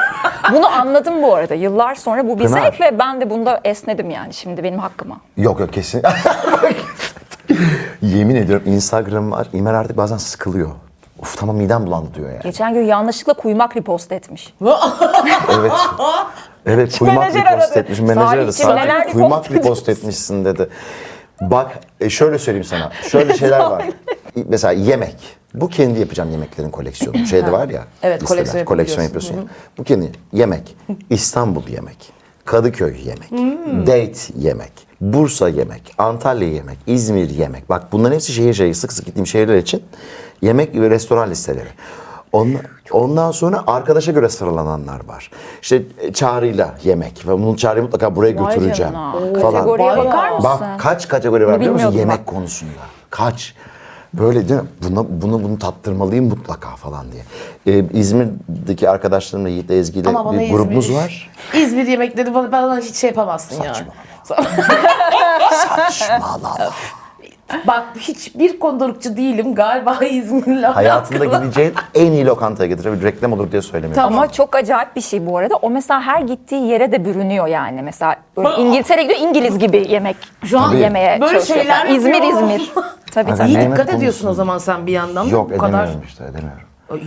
Beden gayet iyi duruyor Teşekkür arkadaş. ederim. Çok çöktü yazık. Ha bir yemek arası. Peki falan diye. Tamam veririz bekle.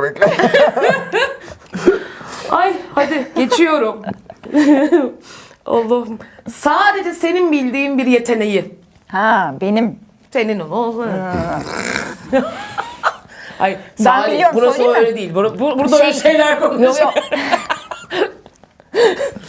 Kulaklarını oynatabiliyor mesela. Aa, Yap bakayım. Hocam yapamam. Yapmayacağım. Soğuk Yap burası. bakayım Dur bakayım, dedi. oynatabilir miyim?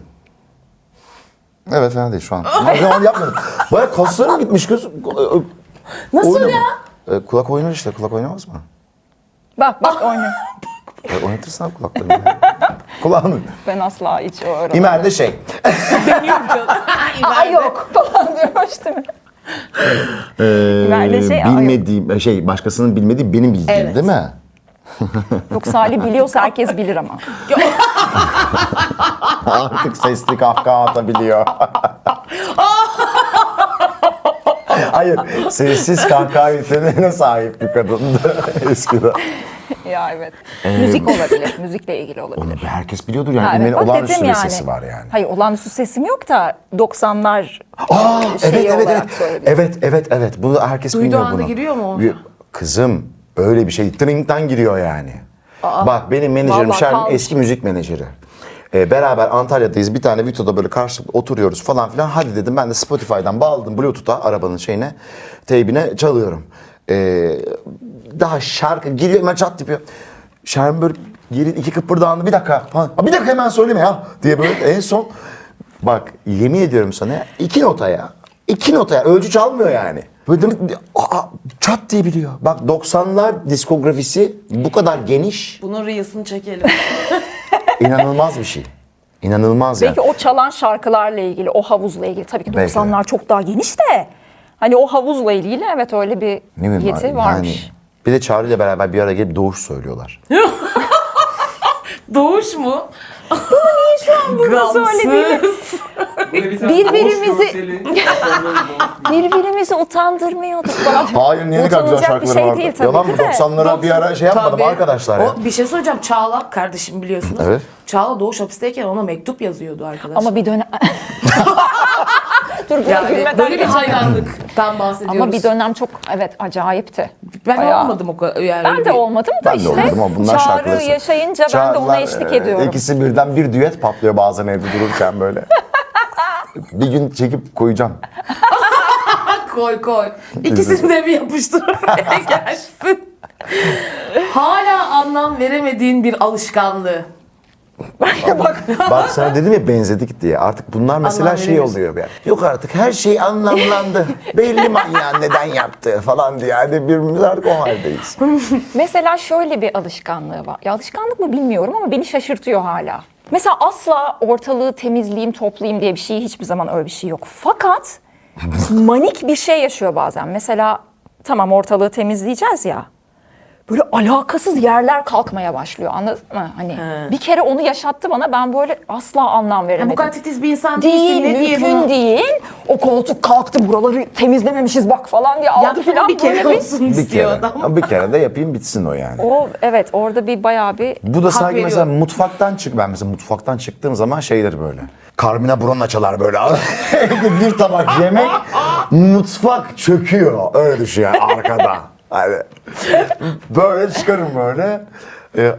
Seninki sanki mutfakta hiçbir şey yapılmamış. Ya arkadaşım şuradan keserken buradan temizleyemezsin yani. Temizlersin. Temizleniyor Ama o şöyle, abi. o iş Temizlenir. öyle olması gerekiyor. Temizlenir Öbür türlü hayatım. abi yedikten sonra bir de şeyi çöküyor. Nasıl temizleyeceksin orayı? çok Tamam. Çok ne temizlenir? Üzdük şu an Ya ne sana. zaman temizlenirse temizlenir. Bırak mutfağı kapat kapısını da. Orayı görmezden gel. Kapat orayı. görme. Sana mı yapmıştım bir gün? Kapat orayı tamam burası yok falan diye. Yapılmamış. Eve mutfak yapılmamış. Bir müddet daha yokmuş mesela Yakalım burada mutfak. mutfağı. Unutalım burayı. Burada Şeyde sorunumuz bozuyor mu yok. peki mesela öyle? Ama burası böyle falan deyince senin o sırada keyfini de mi kaçırıyor bu? Böyle bir şey. Tabii. Arkadaşlar konuşmayın ya. Konuşmayın. Kapatın orayı. Unutun orayı şimdi. Yemeğimizi yiyelim sonra bakarız. Şey de keyif Bugün, kaçırır yarın ya. sabah. Yemek bitirince hemen toplamaya girişme de keyif kaçırır ya bir. Ha. Böyle bir müddet bir sal bir sal. masayı, bir Sal. yaşayalım Tabii, sal. onu filan Ama diye. yok o arkadaş olur. yanında şeyle geziyor yani. Buradan yapıp buradan temizliyor. Abi ben daha hızlıyım senden. Sen biraz ortalık birbirine giriyor yani. Ben bir tık daha hızlı olabilirim o konuda. Ben hala mesela şeyim alışkanlığı değil ve böyle şey takıntıları yok İmer'in. Makyaj. Ha hazırlanmakla ilgili Evet, değil mi? mesela- Evet doğru. Ve hala en tuhaf geleni.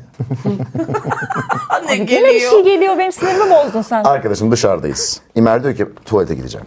Ben de onunla beraber kalkıyorum. Beraber tuvalete gittik. Erkeklerin eğilimini biliyoruz değil mi? Hep beraber kadınların eğilimini de biliyoruz.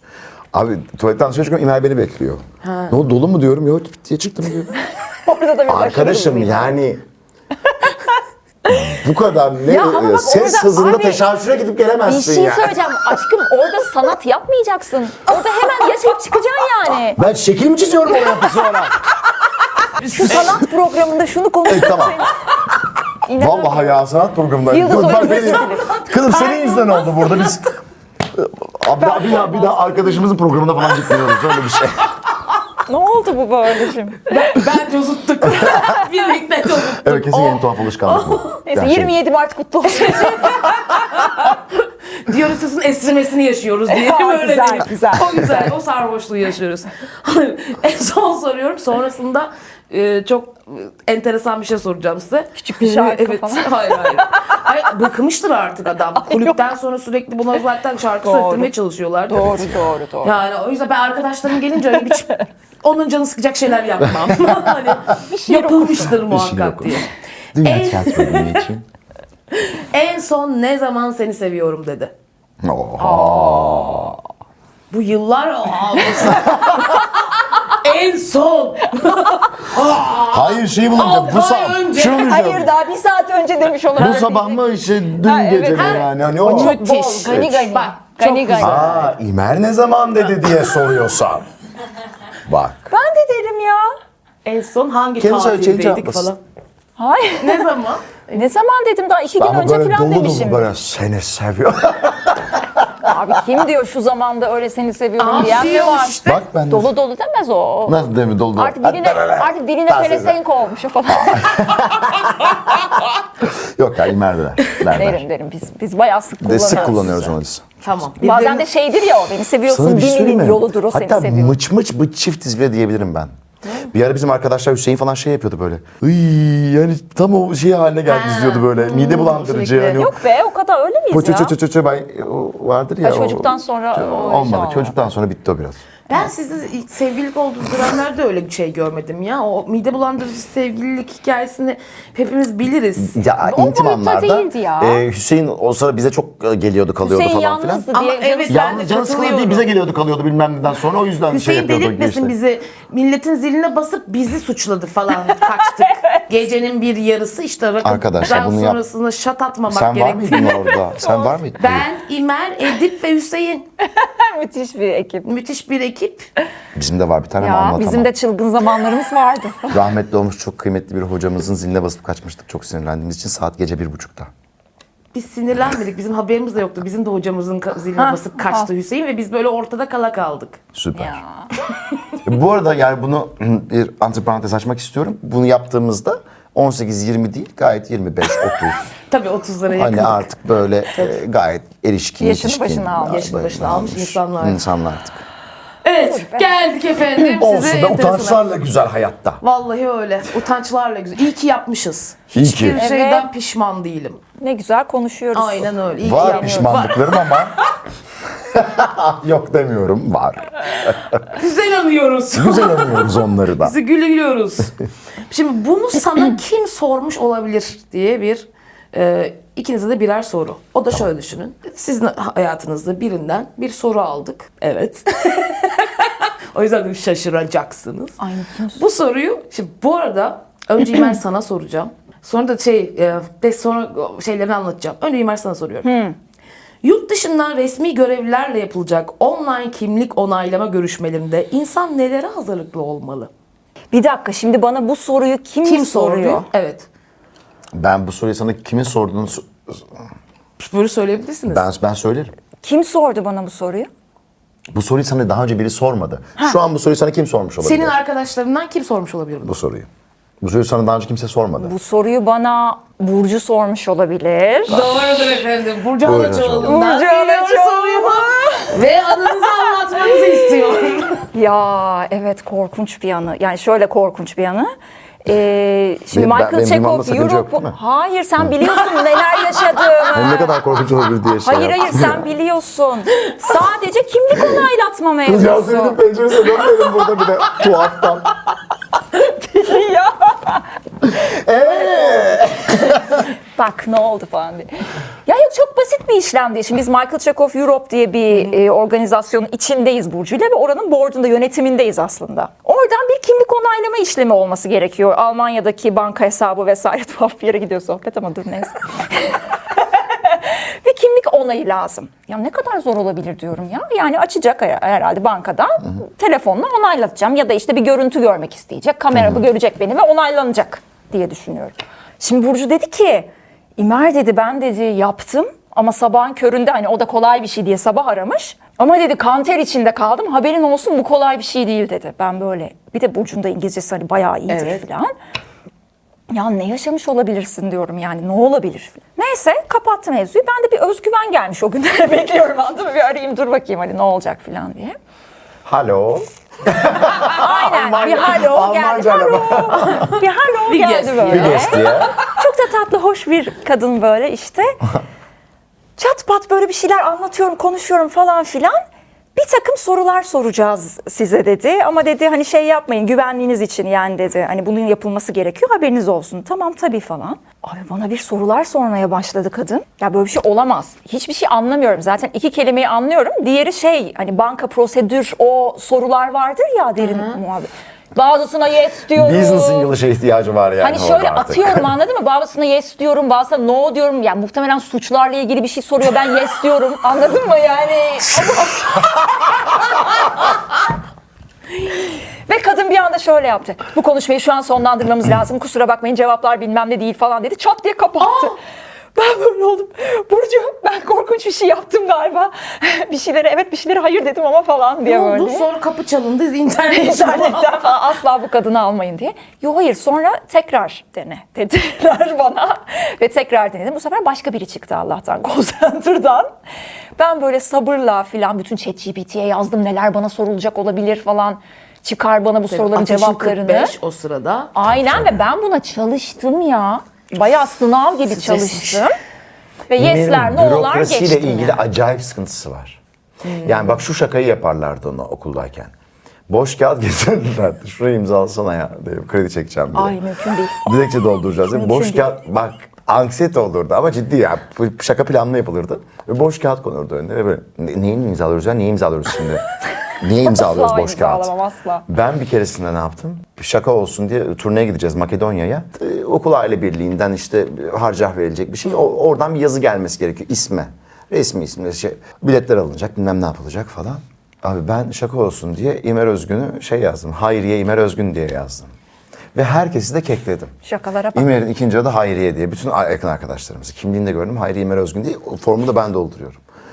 Gerçekten ben resmi yere yazınca Evet herkes abi. İmer'in diğerinin Hayriye olduğunu zannetti. Ve o şakayı sonra düzeltmeyi unuttum. Ve İmer'e Davetiye öyle Makedonya'dan geldi. davetiye öyle geldi. Hayriye İmer Özgün diye.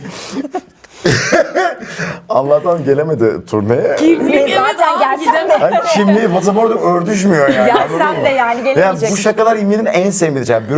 Bürokratik işlerle ilgili Oğlum şaka bu yapmayın. şaka sevilir mi? Gidemeyecek yani, anladın mı? İçeri Ya. giremeyecek. O kadar yanlış İngiltere'deyiz ya. anlaşılıyor ki bazı şeyler yani. İngiltere sınırdan geçeceğiz. Bir de insanlar şey derler ya, çeker. Sınırdan geçeceğiz. Sınır polisi. Ben gittim bir tane adama merhaba niye geldiniz işte bilmem ne böyle tatile işte oyun izleyeceğiz bilmem ne yapacağız falan filan. Aa ne güzel ne iş yapıyoruz oyuncuyum çok güzel. Bir gün oyununuzu seyretmeyi isterim inşallah. Bak İngiltere'deki polis bana verdi kapattı gitti. İmer gitti. Böyle bayağı böyle kapalı bir kadın böyle Ganalı gibi mi artık ne diyeyim sana böyle bir polis memuru oturuyor orada. Bana şey dedi, niye kocanın yanında değilsin? Ne tek mi geldin? Niye kocanın yanında değilsin falan demiş böyle. Niye ayrı geldin? Niye ayrı yanında değilsin falan böyle. İmer böyle çıktı. Şunu bekledi galiba. Hani böyle bir şey. Herhalde nedir bilmiyorum yani. Ne olabilir? Gitti ama İmer orada böyle şey olmuş paniklemiş Gerçekten yani. niye kocamın yanında değilim? Yani o soru onu manipüle edebilir o eğer bürokrasiden geliyorsa. Geçmiş olsun efendim. Şimdi sana geliyor, hazır mısın? Bana. Evet. Evet. Şimdi öncelikle şunu söyleyeceğim. Tamam. Şimdi Burcu'dan istedim bunu. Burcu tabii bir akademisyen olarak falan böyle hani hemen tabii tatlım dedi. Bir bana müsaade et düşüneyim dedi. 1 saat sonra da bir yazılı metin hemen bunu direkt kopyaladım buraya koydum. Seninki 21 ses kaydı. Anılar anlatılmış. Bana diyor ki buradan soru çıkar. 21 ses kaydı. 21 tane anın var bende şu an. 21 ses kaydı. Ama Bütün kirli içlerinden bir çamaşırları. tanesi sonunda çıkardık. Tamam. Aa, müthiş. İsmi söyleyeceksen evet tabii ki de diyeceksin. Dur bakayım. Çok yaşlı bulduğun için sessize aldığın bir WhatsApp grubu var mı? Çok mu var? İt. Çok mu? Bak isim olarak şey yapıyorum, söylüyorum. Yaşlı diyor. Bulamazsan ikinci yerden söyleyeceğim. Tamam. Sevinç Erbulak.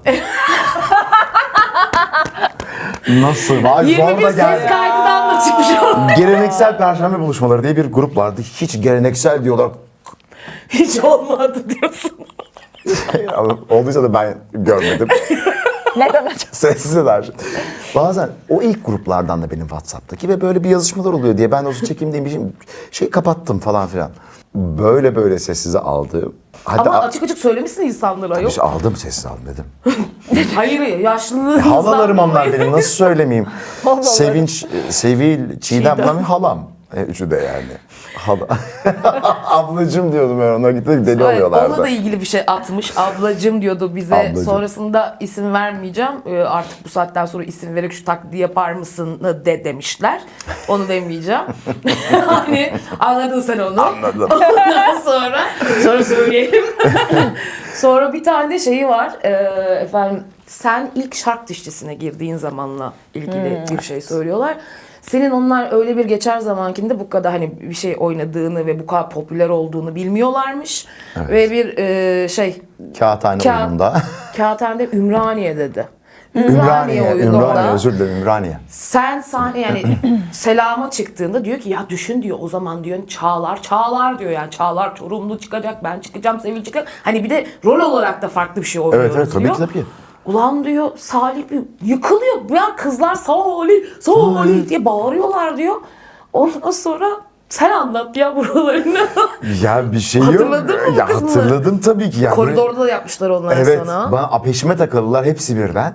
Bir süre arkadaşlar Salih diye gelişiyor. Ben böyle yani zaten hiç beklemediğim bir şeydi benim de. Onlar da beklemiyormuş. Onlar da beklemiyordu. Böyle, diyor ki böyle birbirimize bakındık diyor yani böyle hani. Çağlar falan var, deli gibi. Ne Sevinç oluyor? var, Sevil var. Yani o kadar fazla kadro ki, iyi bir kadro ki. Ve hani Çağlar zaten hani televizyon şeyleri başlamış mıydı hatırlamıyorum. 7 numara falan. Çağlar, Başlamadı o 7 mı? numara falan vardı ama Bitti. şehir tiyatrosunda yıkılıyordu o zaman. Pankartlar falan açıldı. Pankart açılıyordu. Ya benim bir oyuncuya hayatımda pankart tiyatroda pankart açıldığını gördüğüm tek oyuncu Çağlar Çorumlu'dur. Ve yani ne derler, hak ediyordu yani sonuna kadar. Ben Çok iyiydi canının gerçekten dişini takıp ya gerçekten mesela hani şehir tiyatrosunda hakikaten işte Sevili, Sevinci, Çiğdem'i, Ümit falan hani bir sürü bütün kadro çok kıymetli insanlarla çalıştık. Engin Alkan keza hani yönetmen olarak işte ne bileyim Selim Atakan, anladın mı? Hani çok keyifliydi. Selçuk Borak. Fakat bana gerçekten o tiyatroda en kalan şey Çağlar'ın o iş disiplini. Yani çok iyiydi ya. Çok iyiydi. Yani o oyunu bırakmama. Anladın mı? Ne olursa olsun. Ne olursa olsun. Hiçbir zaman Çağlar'ın şımardığını hatırlamam yani sahne üzerinde. O kadar başarıda. Ya bu çok kıymetli bir şey ya. Ondan sonra alternatif oyun yaptık. Big Shot diye. Evet, Moda sahnesinde evet, oynadık. Ha, keza orada. Şu an moda sayesinde kendi aynı metni onurlar oynuyorlar şu an. Aynen, onurlar oynuyor. Ve biz hani onu yaptığımız 2014 senesiydi. Bak 12 sene Ve geçmiş. size bir şey söyleyeyim mi? Bak o sene ben de oyun seyretmeye geldiğimde de birçok insan ikinizin birleşiminden de komedi bekliyordu. mesela. Tabii ki. Kimse öyle bir şey Çok ters beklemedi. köşe oldu. Evet. Çünkü Çağlar da onu yapmak istedi ve çok doğru bir şey. Ben bayılıyordum o oyunu izlemeye. Salih böyle çok sakin, içe kapanık. Böyle gözlüklü böyle birini beni oynuyor. öldürecek. Ya aşırı keyif alıyordum ya. O kadar tatlıydı. Ben yoruyordum. Salih ilk defa sakin. Ben evde ara sıra oynuyorum onu. Böyle gözlüğünü takar otururdu. Manyak. Çok güzel. Ya o yüzden Çok hani güzeldi evet.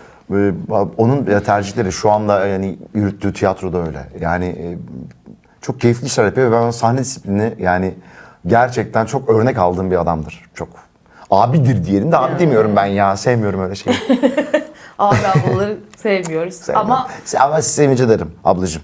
Ablacığım. ablacım. J'li. Ay çok teşekkür ederim geldiğiniz için. Ve Ay Biz teşekkür vallahi ederiz ya. biz nasıl iyi geldi biliyor musun? oh bana da hem Vallahi keyifli çok güzel oldu. güldük, geçmişe gittik, gelecekle onu birbirinize, ikinizin şu anki birbirinize baka baka gülümseyerek böyle bu kadar komik bir yerden devam edeceğimiz hiç aklıma gelmezdi. İyi ki geldiniz arkadaşlar. Vallahi ya. Sen de iyi ki çağırdın. Gerçekten. Daha vardı bu Canım. 4 katlı anı muhabbet vardı. Var. Biz devam Bir edeceğiz. gün inşallah. Kusura bakmayın. Vallahi bir gün bir gidelim. Yemeğe Yapalım. içmeye bir sohbete. Çok güzel olur. Ah, ay bayılırım. Neyse size o zaman bir kapanış yapalım. 27 Mart Dünya Tiyatro Günü'yle efendim belki bir şey söyleyerek kapatmak istersiniz. Ben böyle bir cümleniz varsa. Ya, Zorlamayalım, her şey çok ben de Vallahi- kapatırım. Aç şuradan bir cümle. Bir kuple söyle. Bir kuple. Bir kuple değil mi? Ay hiç Vallahi istersen ben bazen hani bu konu burada mı konuştuk öncesinde vallahi hatırlamıyorum. O kadar programda konuşuyorum birbirine girdik neyi ya. sor bakayım. Bir şey yapıyorum insanlara bazen özellikle genç jenerasyonla böyle karşılaştığımda bizim okuldan şimdi onu mezun söyleyecektim. falan. Biraz umutsuz konuşuyorum kimi zaman tiyatro namına. Sektör namına da öyle. Oyunculuk işi adına da öyle yani. Fakat sonra kendi kendime çok pişman oluyorum. Yani bu programa denk gelirlerse şey diyeceğim. Arkadaşlar yani bu oyuncular için söylemek istiyorum özellikle tiyatro oyuncuları için 15-18 sene işte diyeyim ama 15 senesi net profesyonel olarak geçiyor. Bu tiyatroyu yapıyorum hiç bırakmadım ve herkes kendi yolunu kendi çiziyor. O yüzden evet bazılarının fikirlerini duymak önemlidir ama çok da kale almamak lazım. Kendi işine çünkü o tarafa gelmeye başladım artık. Fikir veren, akıl veren insana gelmeye başladım. Bu çok rahatsız ediyor. Hani gerçekten bütün tiyatroculara bugün mesleğe yeni başlayan arkadaşlarıma diyeyim. Siz olun. Kimsenin aklıyla bir şey yapmayın. Hep kendi aklınıza güvenin. Çünkü macera sizin ve bu yol tamamen size ait olacak. Oh yani. Biraz da şey galiba ya, şimdi ben de sen genç jenerasyon deyince şimdi üniversiteye gidip ders verdiğim için çok aslında içlerindeyim ve hani çok tedirgin olduklarını görüyorum. Hani hemen sektöre girme çabası, o Evet, sektör neyse maalesef. işte oraya girme hali, ne yapacağız hani daha bitirmeden o eğitim sürecini falan çok kaygılılar ve çok haklılar açıkçası.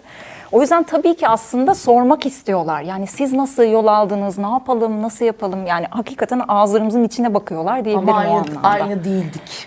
Değil, Dönem aynı kesinlikle. Hiçbir şey aynı değil. değildi. Değil. Ama hiçbir zaman değildi. Evet. Yani sen de bugün atıyorum Yıldız Kenter'in yaptığı gibi bir sahne açmaya giriştin ama şimdi düşünsene 10 kaç sene oldu sen sahne 11 sene 15 14. sene yani 14-15 sene işlettin o sahneyi. Kendi çapında açmaya çalıştın. Gidip İsmet İnönü'nden koltuk istemiş bir kadın. Yani koltuk Tabii, tiyatroda tabii. koltuk satın almasını falan. Kalkışıklı yola bak. Sen başka bir cesaretle. Bugün o cesaretle belki çıkamazsın. Ya da yapmazsın da. Belki. Gerek de yaşta görmezsin. yapmam. Evet gerek de duymazsın. Ama düşün yapılmış. Yani o yüzden herkesin Her yolu başka. dönemde evet bu tarz şeyler oluyor ama biraz böyle şey de şaşırtıcı yani şu sıkışıklıkta bile bu kadar oyun çıkıyor. Nitelik nicelik Evet. tartışılır tabii ki her zaman bunu söylüyoruz ama hep şeyi diyorum yani yapmak istiyorsan gerçekten dört elle sarıl ya. Bir de sadece hani ben oyuncu olacağım ya dağıt o alanı. Işığı da öğren. Evet, öyle. Sesi de öğren. Tiyatro onu da işletmeyi de bil. öğren. Evet. İşletmeyi öğren. Her Onun şeyini, yanına gir mutfağı. şuna bak. Gerçekten tutun. Yani tutun. Belki zaman zaman irtifa kaybediyoruz filan ama tut ya, çabalamaya, uğraşmaya devam Ben et. bu arada Yani her bu böyle zaman bir şey zaten. Çok umutluyum. Bu sinema işte dizi şeyinde Sendika'nın geçen şeyi vardı biliyorsun toplantısı vardı işte bu set ilkeleriyle Evet, alakalı evet, evet. falan. Çalıştay yapıldı. Orada AI falan konuşuluyordu böyle bir şeyler. Ya ben şöyle durdum dedim ki abi her sanat sırası geldiğinde demek ki bir sona erecek belki de ve tiyatro bunların en geç Evet. biteni olacak Belki çünkü hiç Bitmez bence. binlerce yıllık bir sanat yani çoğu yokken bu vardı. İlk insanla ya. İlk İlk insanla, insanla yola evet. çıkan bir sanat bu yani. O yüzden hani bu çok kıymetli. Her zaman devam edecek. Her zaman insanların bence oyuncuların rahat rahat sırtını yaslayabileceği bir sanat olacak tiyatro. Umarım. Efendim o zaman ben de bugün Arki'yi şöyle kapatıyorum. 27 Mart Dünya Tiyatro Gününüz kutlu olsun derim. İnşallah yani umarım yasakların olmadığı, sözcüklerin sansürlenmediği, sahnelerin köfteciye dönüşmediği yerlerde tiyatro yapmak umuduyla Dionysos'un eli üzerinizde olsun. Haftaya görüşmek üzere.